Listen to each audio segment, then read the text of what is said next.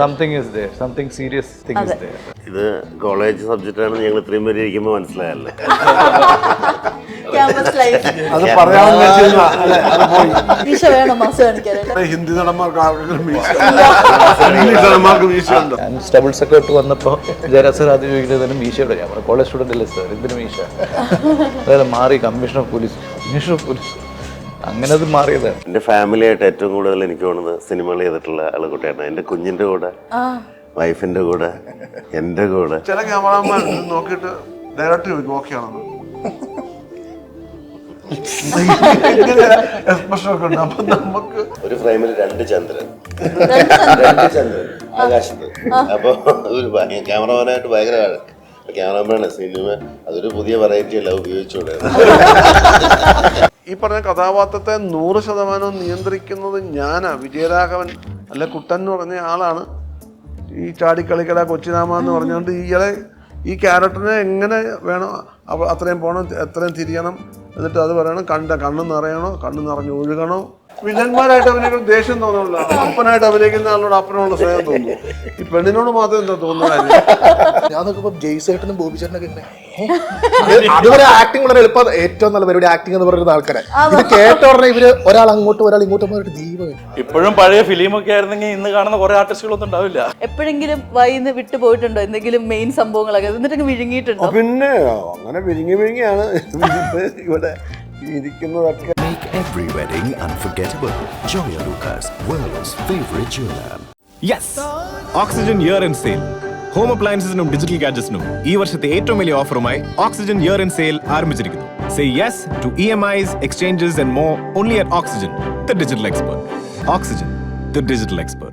Hello and welcome to മൂവിയൽ media. It's me Noorjahan and ഇന്ന് എൻ്റെ കൂടെ ഉള്ളത് ആഘോഷം എന്ന സിനിമയുടെ വിശേഷങ്ങളുമായി സിനിമയുടെ ഗുരുവാണ്. വെൽക്കം. മൊത്തത്തിൽ ഒരു ആഘോഷ പരിപാടിയാണോ നരൻ ചേട്ടാ? അതെ, ആഘോഷമാണ് ഇതിന്റെ ബാക്ക്ഡ്രോപ്പ്. അതെ, കോളേജാണ് ഇതിന്റെ ബാക്ക്ഡ്രോപ്പ്. ഇതിന്റെ ഒരു ഫണ്ണും ഒക്കെ ഉണ്ടല്ലോ. അതെ, എന്നാൽ അതിന്റെ ഉള്ളിൽ വളരെ വേറൊരു കഥ നമ്മൾ പറഞ്ഞു പോകുന്നു. നമ്മൾ ഈ പോസ്റ്ററിലൊന്നും കാണാതെ ഒളിഞ്ഞിരിക്കുന്നതായിട്ടുള്ള അത് പക്ഷെ അത് റിവീൽ ചെയ്യാൻ പറ്റില്ല. അതെ, ഒരു സംതിങ് ഡിഫറെന്റ് സംഭവം ഉണ്ട്. Something is there, something serious. Vijayaraghavan ചേട്ടാ, നമ്മൾ ഈ കാസ്റ്റ് ഒക്കെ നോക്കുന്ന സമയത്ത് ഒരു വൈഡ് റേഞ്ചിലുള്ള ആർട്ടിസ്റ്റുകളുണ്ട്. അപ്പൊ ശരിക്കും പറഞ്ഞാൽ ഒരുപാട് ആർട്ടിസ്റ്റുകൾ ഉള്ളൊരു വലിയ സിനിമ എന്ന് പറയാൻ പറ്റുമോ ഇതിനെ? പിന്നെ ഒരുപാട് ആർട്ടിസ്റ്റ് ഉണ്ട്. അപ്പൊ തന്നെ വലിയ സിനിമയായില്ലേ. പിന്നെ വലിയ സിനിമകളല്ലേ ആഘോഷിക്കപ്പെടുന്നത്. ഈ ആഘോഷം ആഘോഷിക്കപ്പെടേണ്ട ഒരു താരനിബിഡമായ ഒരു സിനിമയാണ്. പിന്നെ ഇപ്പോഴത്തെ യൂത്തിനൊക്കെ കാണാൻ പറ്റുന്ന അവരുടെ കഥകളും ഒക്കെ ബന്ധിപ്പിച്ചിട്ടുള്ള കഥയാണ്. ഇതൊക്കെ കുഴപ്പം എന്താ വെച്ചാൽ കഥ പറയാൻ പറ്റുമല്ലോ. പറ്റൂല. അതല്ലേ എല്ലാം പ്രൊമോഷൻ എന്നാലും നമുക്ക് കഥയെല്ലാം അറിയാം. പക്ഷെ പറഞ്ഞു കഴിഞ്ഞാൽ അവിടെ ഡയറക്ടർ അങ്ങനെയൊക്കെ കാണിക്കും. അതുകൊണ്ട് നമ്മളെ ശീലമായിരിക്കും. അതുകൊണ്ട് അങ്ങോട്ട് നോക്കുന്നില്ല. പണ്ട് ഈ പ്രൊമോഷൻ പരിപാടികളൊന്നും ഇല്ലായിരുന്നല്ലോ. പിന്നീടല്ല ഇത് ഇങ്ങനെ ഒരു പ്രൊമോഷൻ ഇന്റർവ്യൂസ് ഈ ഒരു രീതി വന്നത്. അപ്പൊ ശരിക്കും പറഞ്ഞാൽ അതൊരു ഡിഫറെന്റ് ഫീൽ തന്നെയാണല്ലോ. എപ്പോഴെങ്കിലും വൈന്ന് വിട്ടു പോയിട്ടുണ്ടോ എന്തെങ്കിലും മെയിൻ സംഭവങ്ങളൊക്കെ എന്നിട്ട് വിഴുങ്ങിയിട്ടുണ്ടോ? പിന്നെ അങ്ങനെ വിഴുങ്ങിയാണ് ഇവിടെ ഇരിക്കുന്നതൊക്കെ. അങ്ങനെയാണ് പലപ്പോഴും. അപ്പൊ അങ്ങനെ നമ്മള് ഡയറക്ടർ ഉണ്ടെങ്കിൽ പിന്നെ അങ്ങോട്ട് തട്ടിക്കൊടുക്കും. അദ്ദേഹത്തോട് ചോദിക്കും. ഡയറക്ടർ ഉണ്ടെങ്കിൽ അല്ലെങ്കിൽ തിരക്കഥാകൃത്ത് കാണും. അങ്ങനെ അവരൊക്കെ നമ്മള് പക്ഷേ എനിക്ക് തോന്നുന്നു ക്യാരക്ടേഴ്സ് ഒക്കെ എന്താന്ന് പറയാൻ തോന്നുന്നു അല്ലേ? എന്ത് ക്യാരക്ടർ എന്റെ ക്യാരക്ടർ വളരെ പ്രധാനപ്പെട്ട ഒരു കഥാപാത്രമാണ്. ഒരു കോളേജ് ആയിട്ട് ബന്ധപ്പെട്ടൊരു കഥയാണ്. അപ്പൊ കോളേജിന് നടത്തിപ്പുകാരനും അതിന്റെ ഉടമസ്ഥനും ഒക്കെ ആയിട്ടുള്ള ഒരാളാണ് ഞാൻ. അതിന്റെ ഒരു പ്രധാന കഥാപാത്രമാണ്. റോൾ എങ്ങനെയാ ഇതിനകത്തില്? ഇത് കോളേജ് സബ്ജക്റ്റ് ആണ് ഞങ്ങൾ ഇത്രയും പേര് ഇരിക്കുമ്പോൾ മനസ്സിലായല്ലേ. ക്യാമ്പസ് ലൈഫ് അത് പറയാമെന്ന് വെച്ചിരുന്ന എങ്ങാനും ഒരു ലാസ്റ്റ് ഹോപ്പ് ഒരു സ്റ്റുഡന്റ് ആണോ സസ്പെൻസ് ചിലപ്പോൾ അതായിരിക്കും. അപ്പൊ ഞങ്ങളെ ഈ കോളേജിന്റെ ആ കളർഫുൾ ഇതിനകത്ത് ഞങ്ങളെ ബാക്ക്ഡ്രോപ്പിലുള്ള കുറെ ക്യാരക്ടേഴ്സിന്റെ ഒരു സംഭവം അത്രേ ഉള്ളൂ. ഞാൻ കോളേജിൽ പ്രൊഫസറായിട്ട് കാണുമ്പോൾ തോന്നുന്നില്ലെങ്കിലും ഞാൻ ഏകദേശം പ്രൊഫസർ എന്ന് പറയുമ്പോ ഡയറക്ടറിന് ചിരി. ഉണ്ടാവാനായിരുന്നു. പിന്നെ കുട്ടികളൊക്കെ നിൽക്കണമല്ലോ നമുക്കൊരു. അല്ല, ജീവിതത്തിൽ ആഗ്രഹം ഉണ്ടായിരുന്നു പ്രൊഫസറായിട്ടുള്ളതെന്ന്. അത് നടക്കില്ല എന്നുള്ളത് അറിയാമല്ലോ. ഇങ്ങനെയെങ്കിലും ആവട്ടെ. ചേച്ചേട്ടൻ അങ്ങനെ ഒരു ആഗ്രഹം ഉണ്ടായിരുന്നോ? പഠിക്കാത്തതുകൊണ്ട് പിന്നെ അങ്ങനെ ആഗ്രഹം അതുകൊണ്ട് പഠിപ്പിക്കണമെന്നും വലിയ ആഗ്രഹമൊന്നുമില്ല. ജയ്സേട്ടന്റെ ക്യാരക്ടറോ? ഞാൻ അതിനകത്തൊരു പള്ളിയിലച്ഛനായിട്ടാണ്. പിന്നെ ഈ സ്ഥിരം ഒന്നെങ്കിൽ ഇടി അങ്ങോട്ട് ഇങ്ങോട്ട് സ്ഥിരമായി ഇടി മേടിച്ച് ഒരാവശ്യമില്ലാണ്ട് പോയി നായനെ ചൊറിഞ്ഞ് അടി മേടിച്ച് പോകുന്ന പരിപാടികളൊക്കെ നിർത്തി, അല്ലെങ്കിൽ സ്ഥിരം തല്ലുകൊള്ളലും മസിലിവിടത്തൊക്കെ മാറ്റിയിട്ടൊന്നും ചെയ്യണ ഒരു ആഗ്രഹം കൊണ്ട് ഡയറക്ടറോട് ചോദിച്ചു മേടിച്ച കഥാപാത്രമാണ് പള്ളിയിലച്ഛനാണ്. നല്ലവനായ പ്രിൻസിപ്പളുമാണ്. വലിയ പാടുപെട്ടു കഥാപാത്രമായി തീരാൻ. അല്ല ഏറ്റവും ബുദ്ധിമുട്ട് ഞങ്ങൾക്ക് അത് എന്നും കാണണ്ടേ, ഈ ലോഹി പേഷ്യന്റ് എന്നും ജെയ്സിന് ഇത് നമുക്കിതൊന്നും വിശ്വസിക്കാൻ പറ്റണ്ടേ.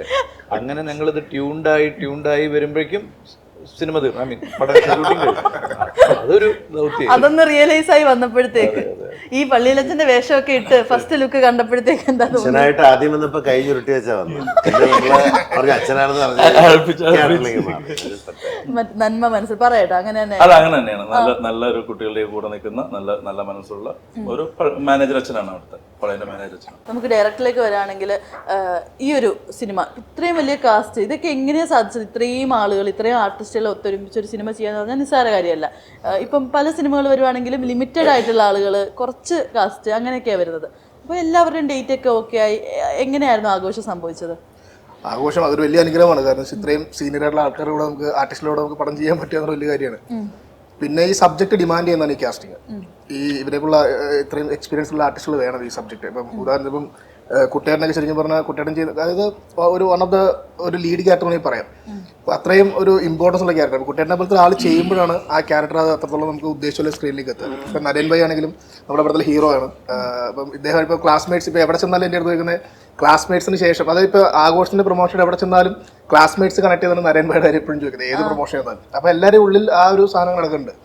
അപ്പം ഇപ്പോൾ ഈ ഫസ്റ്റ് ലുക്ക് പോസ്റ്റർ, നമ്മുടെ ആഘോഷത്തിൻ്റെ ഫസ്റ്റ് ലുക്ക് പോസ്റ്റർ റിലീസായപ്പോൾ എൻ്റെ അടുത്ത് എല്ലാവരും, കാരണം ഇപ്പോൾ ആദ്യം ചോദിച്ച പോലെ എല്ലാവരും സീനിയേഴ്സാണ്, ബാക്ക് ഡ്രോപ്പ് കോളേജാണ് ഈ കഥ എടുക്കുന്ന പശ്ചാത്തലം. എല്ലാവരും ചോദിച്ച് നമ്മുടെ മുമ്പ് സീനിയേഴ്സ് എന്നുള്ള പടം പോലെ ഇവരെല്ലാം സ്റ്റുഡൻസ് ആണെന്ന് എല്ലാവരും ചോദിച്ചു. വീണ്ടും ബാക്ക് ടു കോളേജ് എന്ന് പറയുന്ന ഒരു കോൺസെപ്റ്റ് ഉണ്ടല്ലോ, അങ്ങനെ പഠിക്കാൻ വേണ്ടി വരുന്ന ആൾക്കാരാണ് ഇവരെന്നൊക്കെ ചോദിച്ച് കുറേ ക്വസ്റ്റ്യൻസ് എൻ്റെ ഇഷ്ടംപോലെ ആൾക്കാർ ചോദിക്കുന്നത്. മനസ്സിലായി.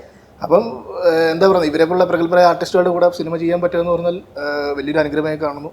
പിന്നെ മാത്രമല്ല ഞാനിപ്പോൾ ഒന്ന് രണ്ട് പേര് പറയും, ഇപ്പോൾ കുട്ടേട്ടനൊക്കെ ഒരു നമ്മളിപ്പോൾ സ്ക്രിപ്റ്റ് എഴുതുമ്പോൾ നമ്മുടെ മൈൻഡിൽ പല ഇവരെ പോലെ ഇപ്പം നരേൻ ബ്രോയൊക്കെ നമ്മൾ മനസ്സിൽ കണ്ട് നമ്മൾ എഴുതുന്നത് പല സീക്വൻസും. ഇപ്പോൾ കുട്ടേട്ടനൊക്കെ നമ്മൾ അങ്ങനെ മനസ്സിൽ കണ്ട് എഴുതുന്നത്. അപ്പം നമ്മൾ ഇവരെ വർഷങ്ങളായിട്ട് നമ്മൾ ഇവരുടെ സിനിമകൾ കണ്ട് നമ്മുടെ മൈൻഡിൽ എപ്പോഴൊക്കെ ഇവർ നമ്മളെ സ്വാധീനിച്ചിട്ടുണ്ട്. ഇവരുടെ ചില ബോഡി ലാംഗ്വേജ്, ചില ലുക്സ്, ചില റിയാക്ഷൻസ് ഒക്കെ നമ്മുടെ മൈൻഡിൽ ഇവർ നമ്മൾ അത് എല്ലാ പ്രേക്ഷകരിലേക്ക് എത്തുന്നതാണ്. അപ്പോൾ നമ്മൾ അതൊക്കെ മനസ്സിൽ കണ്ട് നമ്മൾ ചില ഡയലോഗ്സും ചില സാധനമൊക്കെ എഴുതി വെക്കും. പക്ഷേ ഇവരൊക്കെ വന്ന് ഇപ്പോൾ നരേൻ ബ്രോ ആണെങ്കിലും കുട്ടേട്ടനെങ്കിലും ഇവർ വന്ന് പെർഫോം ചെയ്യുമ്പോൾ നമ്മൾ എഴുതിയതിന് മേളിലാണ് ഇവർ പെർഫോം ചെയ്യുന്നത്. അങ്ങനെ കുറേ സീൻസ് നമ്മൾ വണ്ടറടിച്ച് നിന്നിട്ടുണ്ട്. അതൊക്കെ വലിയൊരു അനുഗ്രഹമായിട്ടും ഒരു വേറെ എക്സ്പീരിയൻസ് ഞാൻ കാണും. നേരത്തെ പറഞ്ഞിരുന്നല്ലോ ഇവരുടെയൊക്കെ സിനിമകൾ ഒക്കെ മനസ്സിൽ വരുമ്പോൾ, ഇപ്പം വിജയരാഘവൻ ചേട്ടനെ കുറിച്ചൊക്കെ അങ്ങനെ ഓർക്കുമ്പോഴത്തേക്ക് ഇങ്ങനെ ഫ്ലാഷ് ചെയ്ത് ഇങ്ങനെ കുറെ ക്യാരക്ടേഴ്സ് ഇങ്ങനെ മൈൻഡിൽ വരുമല്ലോ.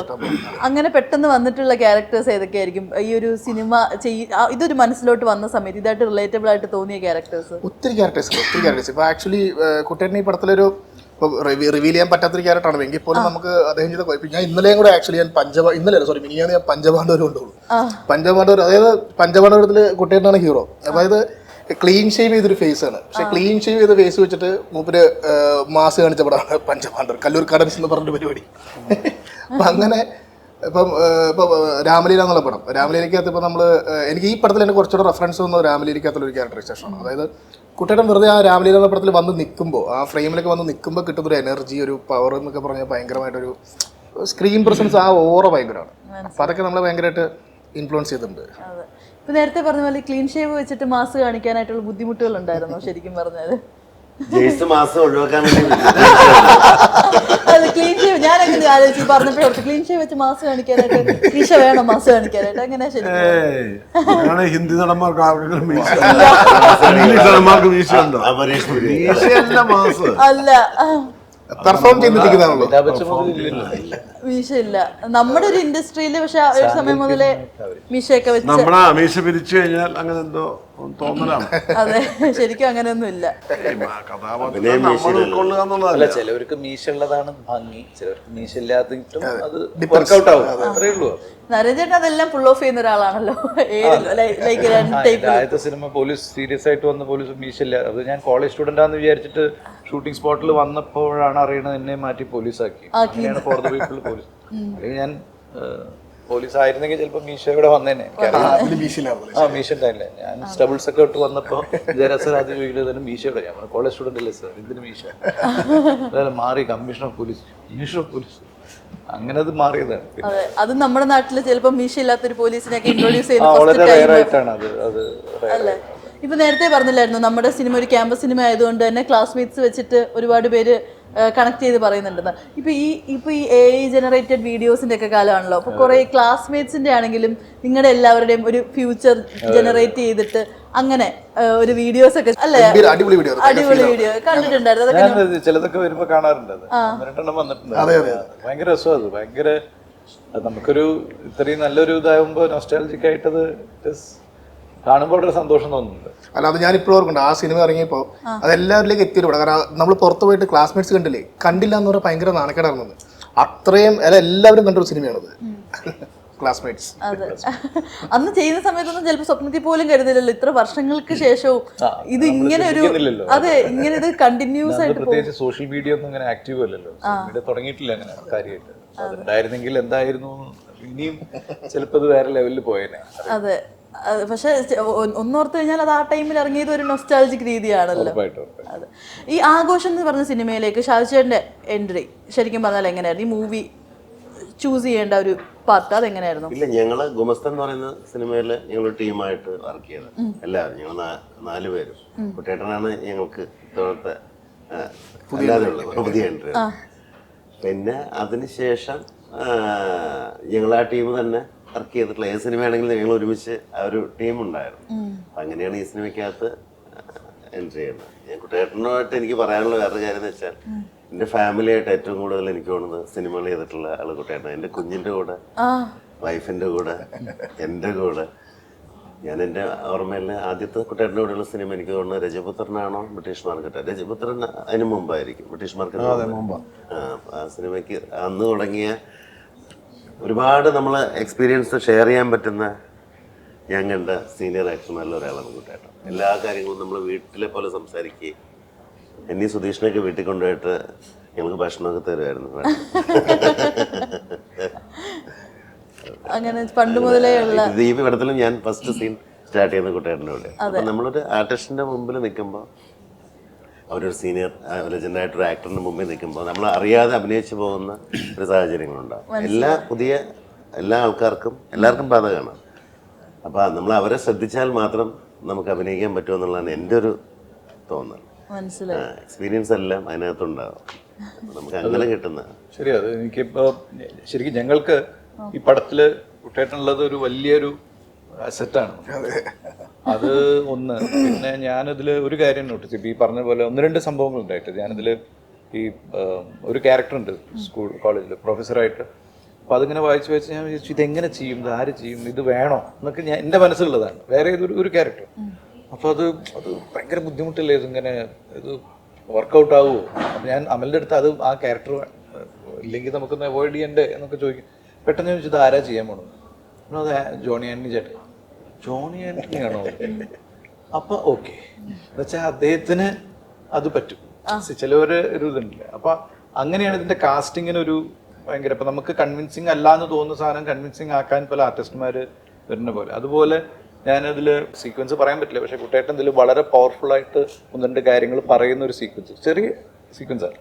അപ്പം അത് ഞാൻ നോക്കിയപ്പോൾ അത് ശരിക്കും പറഞ്ഞാൽ ഭയങ്കര സന്തോഷം തോന്നിയ ഒരു കാര്യം എന്ന് വെച്ചാൽ വളരെ എക്സ്പീരിയൻസ്ഡ് ആയിട്ടും നല്ലൊരു ആക്ടർക്കും പിന്നെ അവരുടെ ലൈഫിൻ്റെ അതന്നെ എക്സ്പീരിയൻസ് എന്ന് പറഞ്ഞാൽ അവരുടെ ലൈഫ് എക്സ്പീരിയൻസ് ആയിരിക്കും. ഇതൊക്കെ പിന്നെ നമ്മൾ കണ്ടിട്ടുള്ള ഒരു ഇമേജ്, ചില ക്യാരക്ടേഴ്സ് ചിലത് പറഞ്ഞു കഴിഞ്ഞാൽ നമ്മൾ വിശ്വസിച്ചു പോകും, വിശ്വസിച്ചേ പറ്റൂ.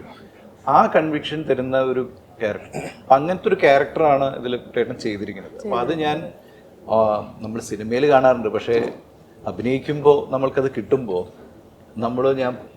നമ്മളൊന്ന് ഞെട്ടിപ്പോവും സന്തോഷം കൊണ്ട്. അപ്പോൾ അത് ഇതിലൊരു എക്സ്പീരിയൻസ് ആയിരുന്നു. അപ്പോൾ അത് ഞാൻ പറയായിരുന്നു, നമുക്കൊരു വലിയ അസറ്റാണ്. എല്ലാവരും ഇങ്ങനെ ഓരോന്ന് പറയുന്ന സമയത്ത് ഞാൻ നോക്കിയപ്പോ കുട്ടേട്ടൻ ഇതൊക്കെ കേട്ട് കേട്ട് മടുത്തു. അതല്ല അതൊന്നും അല്ല കാര്യം. ഇവരിത് പറയുമ്പോൾ എനിക്ക് ഞാൻ ഇവരുടെ കൂടെ നിൽക്കുമ്പോ ഇതേപോലെ തന്നെ എന്റെ അല്ല ഞാൻ അതൊന്നേ ഒരിക്കലല്ല. ഈ അങ്ങനെ എത്രയോ പ്രായമുള്ള ആൾക്കാരുണ്ട്. അങ്ങനല്ല, പ്രായം കൊണ്ടല്ലല്ലോ കാര്യം. അതല്ലേ നമ്മളെ പുതിയ ആൾക്കാർ ഭയങ്കര മിടുക്കന്മാരായ ആൾക്കാരല്ലേ. ഇപ്പൊ ഡയറക്ടർമാരാണെങ്കിലും ഇപ്പൊ ഞാൻ ഉദാഹരണം പറഞ്ഞാൽ ഞാനിപ്പോ ഒരു ഡയറക്ടർ നിൽക്കണം, ഞാൻ ഷോർട്ട് ഞാൻ അമൽ എന്നൊക്കെ വിളിക്കുകയാണ്, ഷോർട്ട് റെഡി സാർ. ഞാനിപ്പോഴും അതേ അങ്ങനെ പറയുന്നത് റെഡി സാർ എന്ന് പറയുന്നത്. അത് കേൾക്കുമ്പോ നമുക്കെന്താ പോലെ അതല്ല, അത് നമ്മളാ നിൽക്കുന്ന ഒരാളിനെ ബഹുമാനിക്കുന്ന അയാളല്ലേ പറയേണ്ടത്, തീരുമാനിക്കേണ്ടത് ശരിയാണോ തെറ്റാണോ. ഞാൻ ഇത്ര വർഷമായി എന്ന് പറഞ്ഞുകൊണ്ട് കാരണവരായിട്ട് പറഞ്ഞ കാര്യമുണ്ടോ? അതുപോലെ ഞാൻ അഭിനയിച്ചിട്ട് ഒരിക്കലും ഞാൻ പോയി ഈ മോണിറ്ററിനകത്ത് ഞാൻ നോക്കാറില്ല. ഞാൻ ഒരിക്കൽ പോലും ഒരു സിനിമയിലും ഞാൻ മോണിറ്ററിൽ പോയി നോക്കൂല. എന്നുവെച്ചാൽ എന്റെ കാര്യമല്ലത്, അത് ഡയറക്ടർക്ക് വേണ്ടിയുള്ളതാ. ഞാൻ ചില വളരെ അപൂർവമായിട്ട് ചിലപ്പോ ഈ കണ്ടിന്യൂറ്റി ഒന്ന് പറയും, ചേട്ടാ കണ്ടിന്യൂറ്റി അതല്ല, ഞാൻ പറയാം അല്ല കണ്ടിന്യൂറ്റി അതാണല്ലോ, അല്ല ചേട്ടാ എന്ന് പറയും. അപ്പൊ എനിക്ക് വിശ്വാസം ഇല്ല ഇയാള് പറഞ്ഞു. അപ്പൊ ചിലപ്പോ അവര് ഈ ചെറിയ ഇവിടെ മൊബൈലിനകത്തായിക്കൊണ്ടിരുന്നത്, അന്നേരം ഞാൻ പോയി എനിക്കൊന്ന് വിശ്വസിക്കാൻ വേണ്ടിയിട്ട് ഞാൻ കറക്റ്റ് കണ്ടിന്യൂറ്റി നോക്കാൻ വേണ്ടിയിട്ട് പോയി നോക്കും. അല്ലാതെ ഞാൻ എൻ്റെ എന്നുവെച്ചാൽ തീരുമാനിക്കേണ്ടത് ഡയറക്ടറാണ്. പണ്ട് നമ്മൾ അഭിനയിച്ചിരുന്ന കാലത്ത് ഇപ്പം ജോഷിയാണെങ്കിലും സത്യന്തിക്കാണും അങ്ങനെയുള്ള ഡയറക്ടേഴ്സ് ഈ ക്യാമറ അടുത്ത് നിന്നിട്ട് സ്റ്റാർട്ട് ക്യാമറ അല്ലെ അവരിക്കാൻ നോക്കരുത്. ഇപ്പൊ ക്യാമറമാൻ ഇതിനകത്തൂടെ നോക്കിയിട്ട് ക്യാമറാമാൻ ഡയറക്ടർ കട്ട് എന്ന് പറഞ്ഞാൽ ക്യാമറമാൻ ഇങ്ങനെ നോക്കും. ക്യാമറമാൻ ഓക്കെ, ക്യാമറമാൻ ഇതിനകത്തോട് നോക്കിയിട്ട് ഓക്കെ പറയുന്നതാണ് ഡയറക്ടർക്ക് ഓക്കെ. ആ ഡയറക്ടറുടെ ഓക്കെ 2-3 രീതിയിലുള്ള ഓക്കെ ഉണ്ട്. ഓക്കെ എന്ന് പറഞ്ഞു കഴിഞ്ഞാൽ എന്തോ കുഴപ്പമില്ല. പക്ഷെ ചിലരുടെ ഓക്കെ ഓക്കെ എന്ന് പറഞ്ഞാൽ നമ്മൾ ഓക്കെയാ. ചില ക്യാമറമാൻ നോക്കിയിട്ട് ഡയറക്ടർ ചോദിക്കും ഓക്കെ ആണെന്ന്. എക്സ്പ്രഷൻ ഒക്കെ ഉണ്ട്. അപ്പൊ നമുക്ക് അപ്പൊ ഡയറക്ടർ ഓക്കെ, പക്ഷെ നമുക്കൊരു സുഖം തോന്നുകയല്ല എന്ന് പറയുന്നു. അവരുടെ ഒരു റിയാക്ഷൻ കൊണ്ടാണ് നമുക്ക് വീണ്ടും വീണ്ടും ചെയ്യണം, അല്ലെ ശരിയായില്ല, ഇതിനൊക്കെ ശരി തെറ്റുകളെ പറ്റി നമ്മൾ ബോധവാനാകുന്നു.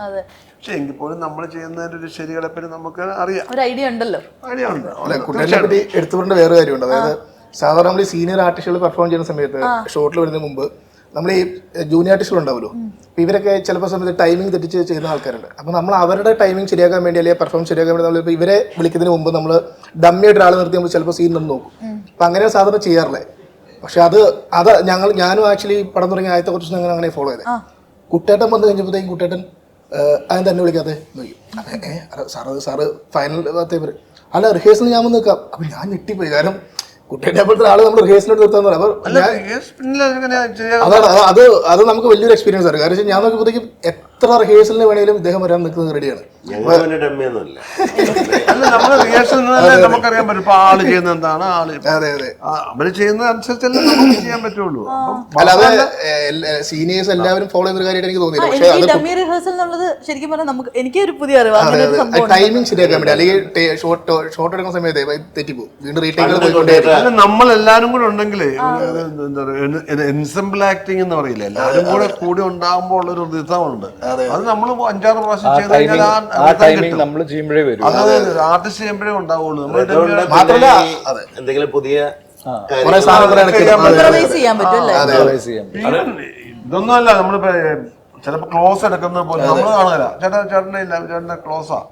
മറ്റേ നമുക്ക് ഓപ്പോസിറ്റ് നിൽക്കുന്ന ആള് നമ്മളോട് പറയുന്നത് ഡയലോഗ് ആയിരിക്കും, അല്ലെ ഡയലോഗോ റിയാക്ഷനോ ആയിരിക്കും എടുക്കുന്നത്, അയാൾ മാത്രം മതി. പക്ഷെ അയാൾ എങ്ങനെ റിയാക്ട് ചെയ്യും എന്ന് പറഞ്ഞാലേ എനിക്ക് തിരിച്ചു പറയാൻ പറ്റുള്ളൂ. ഞാനത് കാണേണ്ട എന്റെ ആവശ്യമാണ്. പിന്നെ ഞാൻ ആ സീനിൽ ഇല്ലെങ്കിൽ പോലും അയാളുടെ റിയാക്ഷൻ അല്ലെ ആക്ഷൻ എന്താന്നുള്ളത് നമ്മൾ അറിയണം. എങ്ങനെ എനിക്ക് പറയാൻ പറ്റുള്ളൂ. പിന്നെ എന്റെ ഷോട്ട് എടുക്കുമ്പോൾ ഞാൻ ആരോട് പറയുന്നതായിട്ടാ ചേട്ടാ ഇവിടെ നോക്കി പറയുന്നല്ലേ പറയുള്ളൂ. ഇവിടെ നോക്കി ഈയുടെ മുഖത്ത് എന്താണ് സംഭവിക്കുന്നത് ഞാൻ അറിയണ്ടേ. പിന്നെ പക്ഷെ എത്ര റിഹേഴ്സൽ പോയാലും കുട്ടേട്ടന് ഒരു ഇതിലോട്ട് എത്ര വേണേലും കുട്ടേട്ടൻ നിന്ന് വരും. അത് ഭയങ്കര ഒരു എക്സ്പീരിയൻസ് ആണ്. പണ്ട് 10 ദിവസം ഷൂട്ട് ചെയ്തിട്ട് കുട്ടേട്ട റഷ് അടുത്തുള്ള തിയേറ്ററിൽ പോയി കാണുമായിരുന്നു.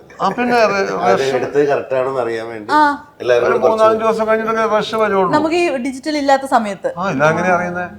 അപ്പൊ എന്നിട്ട് വിളിച്ചു എങ്ങനെയുണ്ട്, അപ്പൊ ഡയറക്ടർ വന്നോളൂ റഷ് കണ്ടു കേട്ടോ, നല്ല അഭിപ്രായം പറഞ്ഞു, നല്ല ഓ അപ്പൊ ഭയങ്കര ഒരു കോൺഫിഡൻസ് അപ്പൊ നമുക്ക് എന്താ റഷ് അവിടെ ഇത് പ്രിന്റ് അടിച്ചിട്ട് ഒരു അത് റഫാണ്, ലൈറ്റ് ഒന്നും കറക്റ്റ് ഒന്നും ആയിരിക്കില്ല. അല്ലായിരിക്കും. പിന്നെ അത് കളറിസ്റ്റ് വന്ന് ഇതെല്ലാം ശരിയാക്കുമ്പോഴാണ് സിനിമയാകുന്നത്.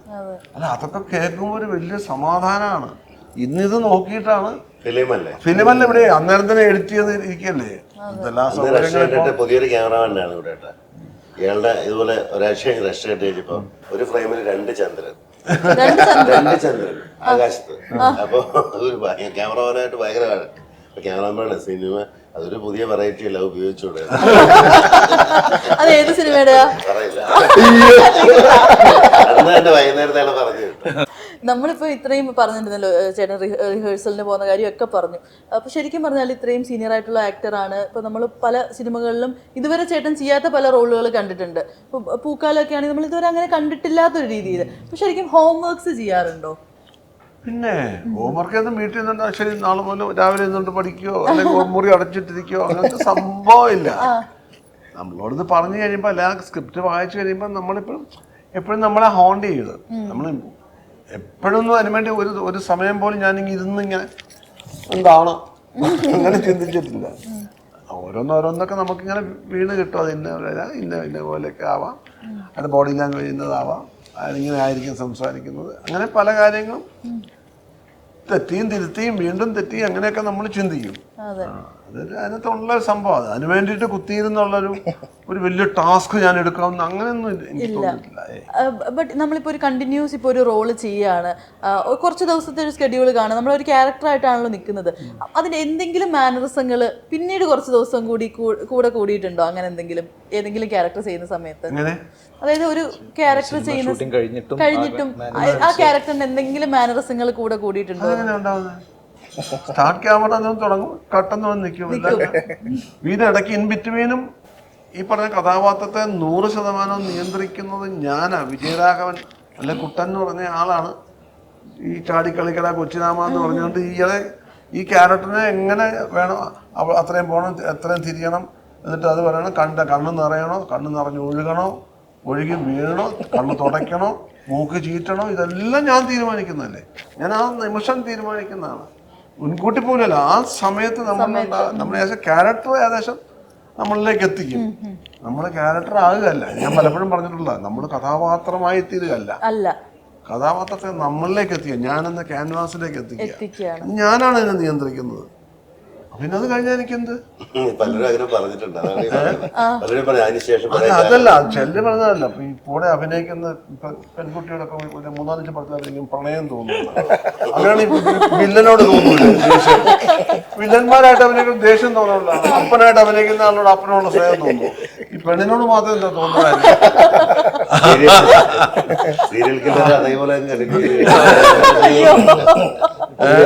സീരിയൽ കില്ലറാണ് ആ ക്യാരക്ടർ അങ്ങ് അതൊന്നും വേണ്ട. വേണ്ട ഒരു സീനിൽ നമ്മൾ ഒരാളെ കുത്തുക, നമ്മൾ കത്തിയുണ്ട്.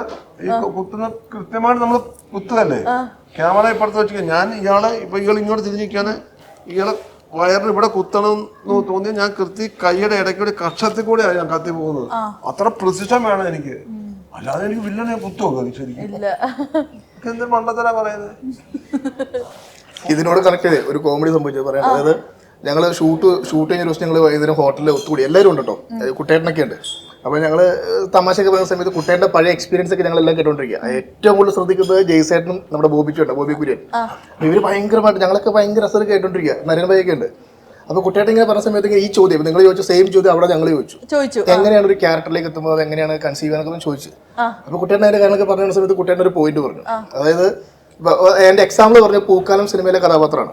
പൂക്കാലം സിനിമയിൽ ഒരു അറൌണ്ട് 80 സെക്കൻഡ് ഒരു ക്യാരക്ടറാണ്. അപ്പൊ ആ ക്യാരക്ടർ പെർഫോം ചെയ്യുന്ന സമയത്ത് ആ 80 വയസ്സുകാരൻ ശ്വസിക്കുന്ന അല്ലെങ്കിൽ ആ ബ്രീത്തിങ് കൗണ്ടില്ലേ, അപ്പൊ ആ കൗണ്ട് പോലും ഇദ്ദേഹം അത് ആ പെർഫോം ചെയ്യുന്ന സമയത്ത് എടുക്കുക, അത് പ്രാക്ടിക്കലാക്കാനെന്ന് പറഞ്ഞു. അപ്പൊ ഇതെല്ലാം കേട്ടോ, അതുകൊണ്ട് അങ്ങനെയാണ് ക്യാരക്ടർ പെർഫോം ചെയ്യുന്നത്. അപ്പൊ ഞാൻ നോക്കുമ്പോൾ ജയ്സേട്ടനും ബോബി ചേട്ടനൊക്കെ ഇങ്ങനെ അതുപോലെ ആക്ടിങ് വളരെ എളുപ്പം, ഏറ്റവും നല്ല പരിപാടി ആക്ടിങ് എന്ന് പറയുന്ന ആൾക്കാരെ. ഇത് കേട്ട ഉടനെ ഇവര് ഒരാൾ അങ്ങോട്ടും ഒരാൾ ഇങ്ങോട്ടും പോയിട്ട് ദീപം പള്ളിയിലെ ചെന്ന എന്റെ കഥാപാത്രം എങ്ങനെ എത്ര ബോബി ചേട്ടൻ ഭയങ്കര ടെൻഷൻ. ആക്ടിങ് ഇത്ര ടഫാണെന്നൊക്കെ ഗുമസനൊക്കെ ചെയ്യുന്ന സമയത്ത് ഞാനിത് പ്രായമുള്ള ആളാണല്ലോ. അപ്പൊ ഞാനിങ്ങനെ നമ്മളിങ്ങനെ സ്ഥിരം പറഞ്ഞ ഡയലോഗ് പഠിച്ച കാര്യങ്ങളൊക്കെ ചിലപ്പോൾ അറിയാണ്ട് നമ്മൾ ചാടിയൊക്കെ എണീക്കുമ്പോഴത്തേക്കും ജയിച്ചിട്ട് പ്രായം ഒതുങ്ങ് അങ്ങനെ ഒതുക്കിയിട്ടൊക്കെ എണീപ്പിക്കണമായിരുന്നു. അത് ഞാൻ കുട്ടികളോടൊക്കെ അഭിനയിക്കണം നമുക്ക് മനസ്സിലാവും. നമ്മളാണെങ്കിൽ ചെയ്യാൻ പോകുന്ന കുറെ കാര്യങ്ങളുണ്ട്, പക്ഷെ മൂവ്മെന്റ് കയ്യാനങ്ങണ്ട് നോക്കുന്ന കാര്യങ്ങളെല്ലാം നമ്മൾ ഞാൻ എന്റെ 3ാമത്തെ സിനിമ ആണ് കുട്ടേനോട് ചെയ്യണത്, ദൈവത്തിന്റെ സ്വന്തം ക്ലീറ്റസ്. അതിൽ തന്നെ വിളിച്ച് CI കൃഷ്ണകുമാറിനെ വിളിച്ച് നമുക്ക് തന്നെ പിന്നെ നമ്മൾ ബോംബ് കഥയിൽ അളിയനായിട്ട് അഭിനയിക്കാൻ പോയി. എന്നെയാണ് അല്ലു അർജുനെ പിടിക്കാൻ പറ്റുന്നത്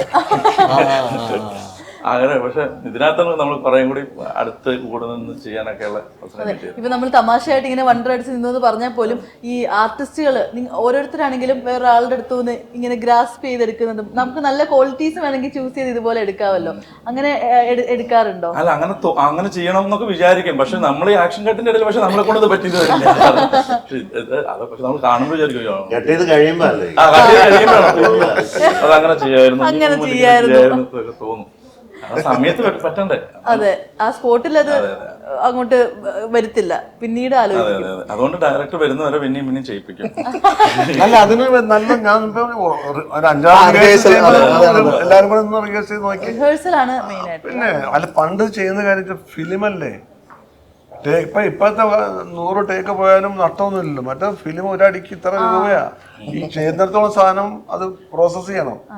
ഞാൻ ഫിലിമൊക്കെ നിന്ന സമയത്ത് തന്നെ ഒരടിക്ക് അതിന് 30-35 രൂപ മറ്റായിരുന്നു ഒരടി ഫിലിം അന്ന്. അപ്പൊ അത് എടുത്തോണ്ടിരുന്നാല് അപ്പൊ നമുക്കൊരു ഉത്തരവാദിത്തമല്ല, അയ്യോ ടേക്ക് പോകല്ലേ അപ്പൊ ഒന്നും റിഹേഴ്സ് ചെയ്യാം, അത് ഫൈനൽ ഒന്നുകൂടെ നോക്കാം കേട്ടോ. അങ്ങനെ എല്ലാം ഫൈനലൈസ് ചെയ്തിട്ട് എല്ലാവരും ഒക്കെ ലൈറ്റ് എല്ലാം അതിനിടയ്ക്കെങ്ങാനും ഈ കട്ടറെങ്ങാനും ചീത്ത പറയും, ചില ലൈറ്റ് ഒന്നും മാറ്റി വയ്ക്കാം. അതൊന്നും നടക്കില്ല, എല്ലാം ഫിക്സ് ചെയ്തിട്ട് ഇപ്പോഴും പഴയ ഫിലിമൊക്കെ ആയിരുന്നെങ്കിൽ ഇന്ന് കാണുന്ന കുറെ ആർട്ടിസ്റ്റുകളൊന്നും ഉണ്ടാവില്ല. രണ്ടാമത്തെ കാര്യം, അന്നത്തെ ഡയലോഗ്സ് ഒക്കെ നല്ല കുറുക്കി കൊള്ളുന്ന അത്രയും കട്ടിയുള്ള കടുകട്ടി ഡയലോഗ്സ് പ്രസന്റ് ചെയ്തത്. ഇന്നിപ്പോ ചുണ്ടിന് താഴെ കാര്യങ്ങളെല്ലാം സംസാരിച്ചങ്ങ് പോകുന്നു, നാച്ചുറൽ വേറൊരു ഫീൽഡിലേക്കല്ലേ ഇപ്പൊ പോകുന്നത്. അന്ന് പറയുന്ന ഡയലോഗുകൾ തെറ്റാതെ അന്ന് വാല്യൂ ഓഫ് ടൈമിന്റെ ഒരു സംഭവം ഉണ്ട്. അതുകൊണ്ട് തന്നെ അതൊക്കെ ഒരു ഒറ്റ ഒരു മാഗസീൻ, അതായത് 450 അടിയാൻ പറ്റും ഒരു മാഗസീൻ. ആ ഒറ്റ മാഗസീൻ ഒറ്റ ഷോട്ടിൽ എടുത്തിട്ടുണ്ട് അതിനകത്ത്. അപ്പൊ അതിനകത്ത് എല്ലാ ഡയലോഗും എനിക്കുവാ. പിന്നെ ഈ ബഡ്ജറ്റ് റിഹേഴ്സ് ചെയ്തിട്ട് പിന്നെ നമുക്കൊരു ചെയ്യാതെ ഒരു പിടിപ്പില്ല. ഇതിൽ എത്രയോ പേര് പലരും ഡിജിറ്റലിൽ തുടങ്ങിയിട്ടുണ്ട്. ഞാനും ഈ പറഞ്ഞ പോലെ ഞാൻ തുടങ്ങിയപ്പോൾ ഫിലിമിലായിരുന്നു, കുറച്ച് കഴിഞ്ഞപ്പോഴേക്കും ഡിജിറ്റലായി. അപ്പൊ എന്റെ ആദ്യത്തെ തമിഴ് സിനിമ ഞാൻ ആദ്യമായിട്ടാണ് തമിഴിൽ മിഷ്കിൻ പോയിട്ട് ഇങ്ങനെ കുറെ ഡയലോഗ്സ് ഓഫീസിൽ വന്നിട്ട് റിഹേഴ്സൽ. അപ്പൊ ഞാൻ പറഞ്ഞു റിഹേഴ്സൽ അങ്ങനെ വേണോ, നമുക്ക് അപ്പ ചെയ്യാ പോരെ. അപ്പോൾ പുള്ളി പറഞ്ഞു അല്ല വെച്ചാ നമുക്ക് കിട്ടാവുന്ന ഫുട്ടേജ് ഇത്രയാണ്, ഇത്രയും നമുക്ക് ബഡ്ജറ്റ് ഉള്ളൂ. അപ്പൊ ഞാൻ എന്റെ ആദ്യത്തെ സിനിമ തമിഴിൽ, അപ്പൊ നമുക്ക് ഒന്നാമത് തമിഴൊന്ന് ഫെമിലിയർ ആയിട്ട് വേണമല്ലോ. അപ്പൊ ഞാൻ എന്നിട്ട് ഇതൊക്കെ കഴിഞ്ഞ് ചിലപ്പോൾ വളരെ സീരിയസ് ആയ സീക്വൻസ് ഒക്കെ ഉണ്ടാവുമല്ലോ, അങ്ങനെ പ്രിപ്പയർ ചെയ്തിട്ട് നിൽക്കുമ്പോഴായിരിക്കും ചെവിയിലൊന്ന് പറയാം വെച്ചാ 120 ഫീറ്റേ ഉള്ളൂ, ഇതിൽ ഓക്കെ ആയില്ലെങ്കിൽ ഇന്ന് പാക്കപ്പാണ്, ഇത് മറ്റേ വൈകുന്നേരം വേറെ ഫുട്ടേജ് ഇല്ല, അപ്പൊ ഈ ഇതിൽ തീർത്ത്. അപ്പൊ ഇതൊക്കെ നമുക്കൊരു അൺവാണ്ടഡ് പ്രഷറാണ്. ഇതിപ്പോ അയാളൊരു ഫ്രണ്ട്ലി ആയതുകൊണ്ട് നമ്മുടെ അടുത്ത് പറയണം, അല്ലെങ്കിൽ നമ്മുടെ അടുത്ത് പറയേണ്ട കാര്യമില്ല. പക്ഷെ ഞാൻ ഹീറോ ആണ്, I have to be with him. അപ്പൊ ഇതൊക്കെ എന്ന് പറഞ്ഞൊരു പ്രഷറാണ് നമുക്ക്. ഞാൻ ആലോചിക്കും എന്തൊരു പരീക്ഷണം അത്. അപ്പൊ അതിന് then you prepare for it. ഇവിടെ പിന്നെ ഇങ്ങനത്തെ ഒരു വിഷയമേ വരുന്നില്ല. ഇങ്ങനത്തെ ഇപ്പൊ മോണിറ്റർ എന്ന് പറഞ്ഞാൽ മോണിറ്റർ റെക്കോർഡ് ചെയ്യും എന്നാ പറയാ, മോണിറ്ററിന് റെക്കോർഡ് ചെയ്യും, കാരണം ഫുട്ടേജ് പോയാലും കുഴപ്പമില്ല. അപ്പോൾ പക്ഷെ അതിന്റെ ഒരു വാല്യൂ ഓഫ് തിങ്സ്, അപ്പൊ അങ്ങനെ വന്നവർക്ക് I guess they had an opportunity to take it more seriously. തെറ്റിച്ചു കഴിഞ്ഞാൽ നമ്മളോട് ചോദിക്കും നിനക്ക് കോഡാക് കമ്പനി വിട്ടാണോ ഉള്ളത്, കോഡാക്കിന്റെ കമ്പനി ഇല്ല ഫിലിമിന്റെ, അവർ വിട്ടാണോ ഒരു പടം എനിക്ക് ചെയ്യാൻ പറ്റിയത് എന്റെ ഫസ്റ്റ് പടം 3 ഡോട്ട്സ് അത് മാത്രം ഫിലിമിൽ ചെയ്തിട്ടുണ്ട്. ഞാൻ നരേനായിരുന്നു. അതെ, എന്തായാലും ഡിജിറ്റലൊക്കെ വന്നതുകൊണ്ട് കാര്യങ്ങൾ കുറച്ചുകൂടി ഈസി ആയി അല്ലേ, കുറെ കൂടെ. അപ്പൊ എന്തായാലും നമ്മുടെ ഞാൻ പ്രിയദർശൻ സാറിന്റെ പടം ചെയ്തപ്പോ കൊറോണ പേപ്പേഴ്സ് വില്ലങ്ങായിട്ടാണ് സാറൊന്നും മോണിറ്ററിലേ നോക്കുന്നില്ല, സാറ് ഫുള്ള് ഈ ഫ്രണ്ടിൽ നിന്ന് കട്ട് പറഞ്ഞു അതെ. അങ്ങനെ ഡയറക്ടേഴ്സ് പണ്ട് പോലെ ചെയ്യുന്നവർക്ക് അത് ഡയറക്റ്റ് കണ്ടാൽ മതി. അതെന്താ ആ ഡയറക്ടേഴ്സിന് ഫ്രെയിം പോലും അവരുടെ മനസ്സിലുണ്ട്. ഐവിശേഷിയൊക്കെ ഇവിടെ നിന്നിട്ട് അങ്ങോട്ട് 50 പേര് നിൽക്കുന്ന സ്ഥലത്തൊക്കെ പോയിട്ട് ഇങ്ങനെ, അത് ജോഷിയൊക്കെ അതെ ഇങ്ങനെ പോയിട്ട് ക്യാമറാമാനെ ദൂരെ ക്യാമറാമാനെ എഡ്ജല്ലേ ഇത് കറക്റ്റ് അല്ലേ? ഇത് എഡ്ജല്ലേ? അപ്പൊ ആ ലെൻസ് ഇട്ടിരിക്കുന്ന ആ ലെൻസിനകത്ത് ഇതാണ് ഫ്രെയിം എന്നുള്ളത് അവരുടെ മനസ്സിലുണ്ട്. അവിടെ നിൽക്കുമ്പോ അറിയാം. ക്യാമറ ഇവിടെ ആയിരിക്കും ഇരിക്കുന്നത്. അപ്പൊ അവിടെ നിൽക്കുമ്പോ അറിയാം. അത്ര ഷുവറാണ്. അതെ. ഫോട്ടോ എഡിറ്റില്ല. അത് വലിയ ഭാഗ്യമാണ് അങ്ങനെയുള്ള ആൾക്കാരുടെ കൂടെ ഒക്കെ വർക്ക് ചെയ്യാൻ പറ്റി. അപ്പൊ എന്തായാലും നമ്മുടെ ആഘോഷത്തിലേക്ക് വരികയാണെങ്കിൽ സിനിമയുടെ റിലീസ് ഡേറ്റ് ഒക്കെ നമ്മൾ തീരുമാനിച്ചു കഴിഞ്ഞോ? അതെ, ക്രിസ്മസ് റിലീസാണ്. അതെ, ക്രിസ്മസ് ആണ്. സമയത്താണ്. അപ്പൊ ക്രിസ്മസിന് നമുക്കൊരു ക്രിസ്മസ് ഗിഫ്റ്റ് പോലെ ഒരു ആഘോഷം. അപ്പൊ എന്തായാലും നമ്മുടെ സിനിമ ഒരു സക്സസ്ഫുൾ മൂവി ആവട്ടെ. All the best. Thank you. Yes, Oxygen year and sale home അപ്ലയൻസസിനും ഡിജിറ്റൽ ഗാഡ്ജറ്റ്സിനും ഈ വർഷത്തെ ഏറ്റവും വലിയ ഓഫറുമായി ഓക്സിജൻ ഇയർ ആൻഡ് സെയിൽ ആരംഭിച്ചിരിക്കുന്നു. Say yes to EMIs, exchanges and more only at Oxygen, the digital expert. Oxygen, the digital expert. Make every wedding unforgettable. Joya Lucas, world's favorite jeweler.